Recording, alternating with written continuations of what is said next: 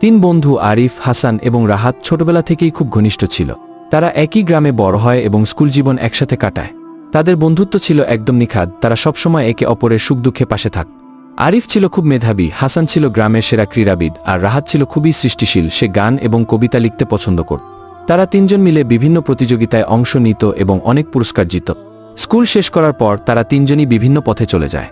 আরিফ শহরে গিয়ে উচ্চশিক্ষা গ্রহণ করতে শুরু করে, হাসান গ্রামের ক্রীড়া প্রশিক্ষক হয়ে যায়, আর রাহাত তার গান এবং কবিতার প্রতি মনোযোগ দেয়। যদিও তারা আলাদা আলাদা পথ বেছে নিয়েছিল, কিন্তু তাদের বন্ধুত্ব অটুট ছিল। একদিন তাদের গ্রামে একটি বড় অনুষ্ঠান আয়োজনের সিদ্ধান্ত নেওয়া হয়, যেখানে প্রাক্তন ছাত্রছাত্রীরা উপস্থিত থাকবে। আরিফ, হাসান এবং রাহাতও এই অনুষ্ঠানে উপস্থিত থাকার জন্য প্রস্তুতি নিতে শুরু করে। অনুষ্ঠানের দিন তারা তিনজন আবার একত্রিত হয়। অনেক বছর পর দেখা হয়, তাদের মধ্যে অনেক কথা হয়। তারা তাদের জীবনের বিভিন্ন গল্প শেয়ার করে এবং একে অপরের সাফল্যে আনন্দিত হয়। অনুষ্ঠানের মঞ্চে তারা তিনজন একসাথে একটি